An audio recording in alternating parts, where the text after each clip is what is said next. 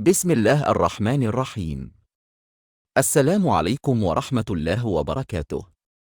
اے سننے والے، زندگی ایک سفر ہے، چند لمحوں کی مہلت، چند سانسوں کی امانت، اور پھر ایک دن ہر انسان نے اپنے رب کے حضور حاضر ہونا ہے۔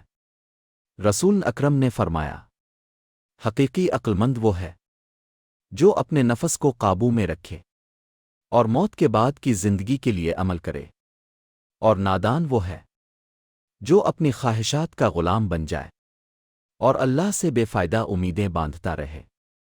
ترمذی ابن ماجہ۔ اے انسان، اگر کوئی شخص پیدائش سے موت تک سجدے میں پڑا رہے، تب بھی قیامت کے دن وہ اپنے عمل کو حقیر سمجھے گا، کیونکہ رب کی نعمتیں بے شمار ہیں اور بندے کا عمل ہمیشہ کم ہے۔ مسند احمد۔ نبی کریم نے نصیحت فرمائی، لذتوں کو توڑ دینے والی چیز یعنی موت کو زیادہ یاد کیا کرو۔ بیاقی، کیونکہ موت انسان کے غرور کو توڑ دیتی ہے، خواہشات کو بجھا دیتی ہے اور دل کو اس کے اصل رب کی طرف موڑ دیتی ہے۔ رسول اللہ نے حضرت علی سے فرمایا، اے علی، خوش ہو جا، تیری زندگی بھی میرے ساتھ ہے اور تیری موت بھی میرے ساتھ ہے۔ تبرانی۔ اور ایک اور حکمت، جو شخص زندگی بھر اللہ کی راہ میں بخل کرتا رہے اور صرف موت کے وقت آزاد کرے آخرات دے، اس کی مثال اس شخص کی ہے جو پیٹ بھر لینے کے بعد تحفہ پیش کرے۔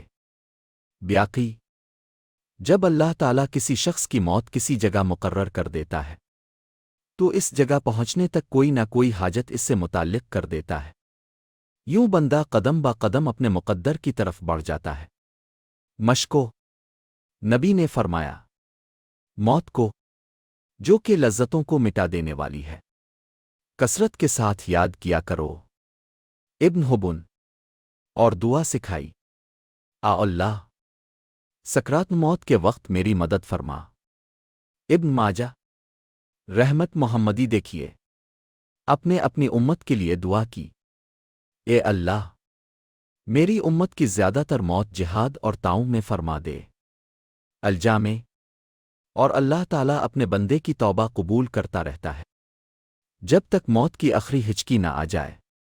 بیاقی، اے اللہ، ہمیں عقل عطا فرما، ہمیں غفلت سے نکال دے اور ہمیں ایسی موت عطا فرما جس میں تیرا قرب ہو، تیرا نور ہو اور تیری رحمت ہو۔ آمین رب العالمین۔